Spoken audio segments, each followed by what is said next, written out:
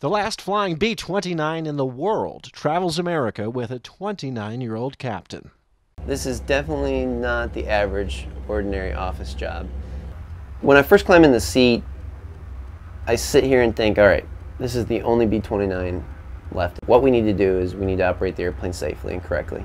And then I think as a pilot, a lot of that fades away and you realize, okay, you're here to do your job. And you stop really thinking about that and you just realize that whether you're flying this airplane or a Cessna 150, the realities and the seriousness of the situation are the same.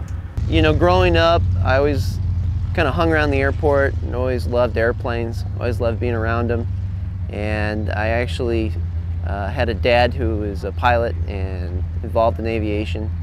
And he and I would fly together. He started me at a young age when I was about 8 years old, just putting my hands on the controls, and then moved up through flight training when I was 15 years old. In fact, I used to ride my bike down to the airport when I was 15 to take a flying lesson because I couldn't even drive down there.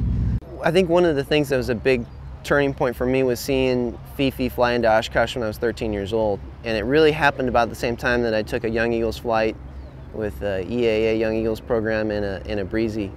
And that whole process started me into aviation, where the airplane was something that I just always had a love for. Through the years, I've gotten the opportunity to fly in various places all across the world, in Iraq and Afghanistan. And that career, I guess, has culminated in a lot of experience, learning to work with crews, learning to work in difficult environments. And that probably gave me the skills that I think I use today, even with this airplane. I definitely think that there's a path for people to come into the Commemorative Air Force, to get involved and to get their hands on the airplanes. And it's become an organization that's very open. And it has an open door policy, and the people are actually very inviting. And depending on your skill levels or what kind of talents you have, they'll put you to work. I mean, here in our squadron, we use all types of people with all different types of backgrounds, both in aviation and outside of aviation. I really got more involved, started coming out and just starting from the ground up, mopping floors or washing windows. And if you start sticking around long enough and you get different jobs and you become more involved, and it's culminated to actually getting to fly the airplane. The B-29, the way that we operate it today, takes a minimum of at least 6 crew members to actually fly the aircraft. In World War II, they would have a crew of 11. And there's a lot of different locations in the airplane where people can actually come in and volunteer their time, get checked out as a crew member without any prerequisite or any aviation experience. And it all kind of falls under one common goal of preserving these aircraft, preserving the stories. The Commemorative Air Force has quite a few airplanes, and there's no doubt that there's always going to be a need for pilots.